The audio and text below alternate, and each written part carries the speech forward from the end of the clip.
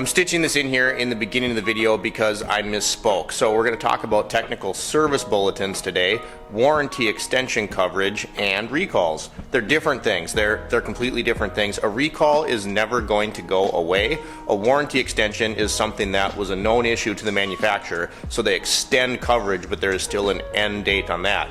Technical service bulletin simply tells you that something is going on, and a lot of times they're covered under warranty, so you will still have the procedure there, but the repair procedure is only covered while the vehicle is under warranty. So recalls, warranty extensions, TSB, they all kind of go together, but there are some differences. I got on a rant today. This is something that I got a little bit upset about. I started talking, I kept saying recall. We're not talking about a recall, we're talking about a warranty extension. Let's get into the video.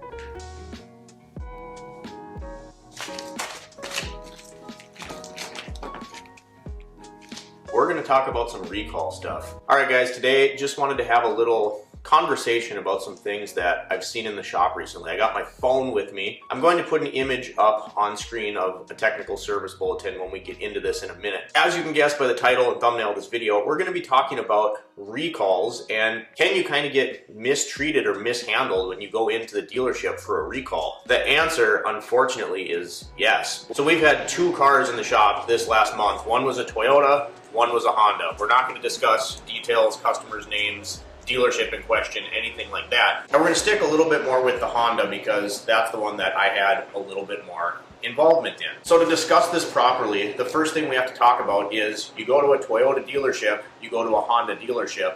That's not literally like corporate Honda, corporate Toyota. These things are franchises. So you could have a great experience at one dealership and then have a really poor experience at another. We'll get into that in a minute. So the first vehicle in question was a Toyota. Came in 5 years old and it had this issue that I dealt with at the dealership before, and it was actually a transmission issue.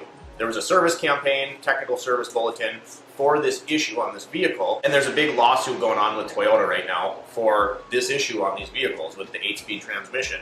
Anyway, that one we're not going to get super in-depth with in this conversation, and I don't remember the exact year range. I'd have to look back at that bulletin again. But what happened was the replacement extension went 17, 18, 19, skipped the 2020 model year, even though it had the same transmission, and then went onward from there. Why that was skipped, I don't know. I didn't dig into it a whole lot after that point. I know there is a lawsuit going on right now for this particular issue, but it seems kind of weird, right? That this would have the exact same issue as the years behind it, the years in front of it, and then oddly enough, this one isn't going to qualify under this, campaign. So then getting into the car, the Honda that I dealt with, just a little bit more, and this was a 2013 Honda Pilot.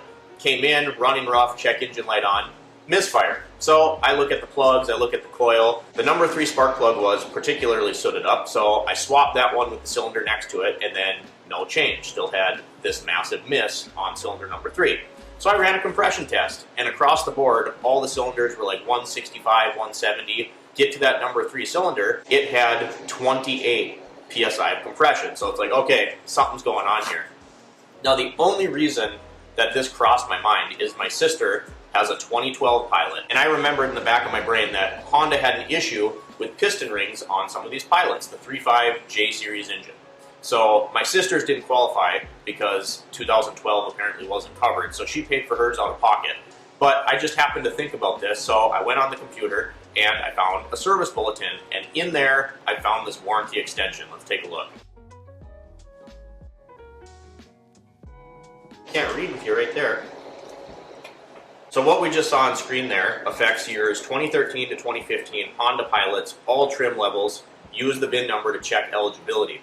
What it says is the piston ring function deteriorates due to low ring wear toughness sticking from sludge. Oil adheres to the spark plug, leading to carbon, fouling, and misfire.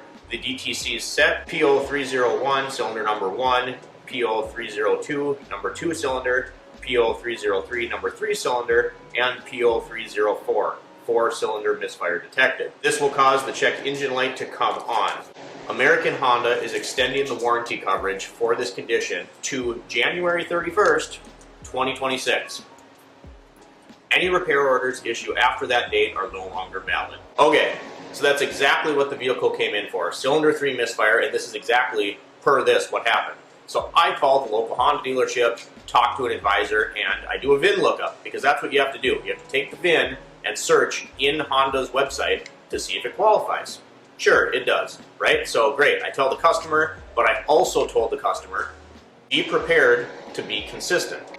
And she's like, what do you mean? I'm like, they are going to try, and we're going to get into this, they're going to try everything in their power to get out of covering this recall, because, and it's a shame, we've talked about it before, but the way the system works is the mechanics don't want to do warranty work, because let's say that engine job pays like 28 hours and now it's a recall, and the idea is, which sucks and is backwards, oh, well, you can do a bunch of them, you know, you should get faster at it, so now we're going to make that 16 hours.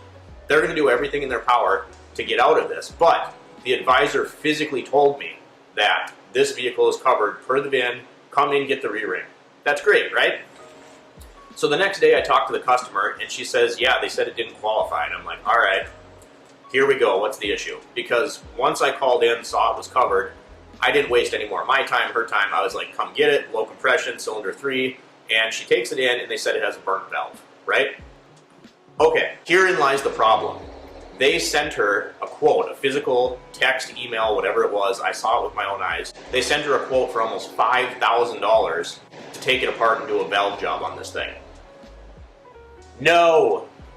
No, no, no, no, no, no. So that's the dealership, not you, Sammy. That's the dealership double dipping. And you have to keep in mind again that this isn't corporate Honda that's doing it. This is the specific dealership, that specific franchise. So here's the issue. You're going to take this engine apart per this recall that this vehicle qualifies for and re-ring it. New piston rings, you know, you're basically rebuilding this engine, and you find a burnt valve and you're like, okay, because of that it doesn't qualify. No.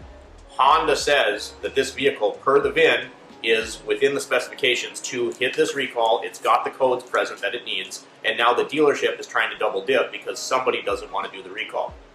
Here's exactly how this should go, okay? Yeah, maybe it needs a burnt valve and that's not specified per this re-ring recall procedure. You're taking the cylinder heads off anyway. It should cost no more, I don't know, $450 to $600 to replace that valve while you're in there.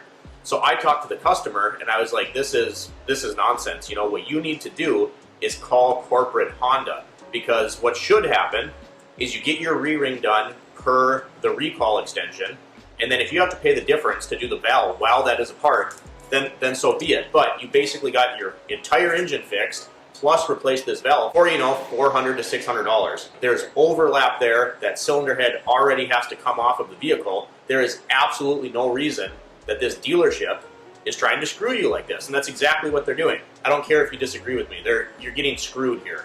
So she calls corporate Honda, and they actually opened a case. They said we agree with you, but here's where it gets interesting.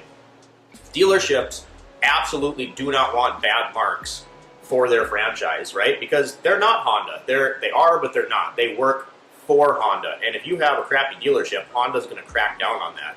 Especially since COVID, dealerships are struggling. They're not selling as many cars. People are fixing what they already have. New cars just aren't selling like they used to. So the dealerships, particularly in today's day and age, want customer retention. They want happy customers. And I told her that. And it could be as simple as being like, look, I wanted this fixed. I was going to trade it in on a new Honda, but now if I'm going to be treated like this, I'm not so sure that's what I'm going to do.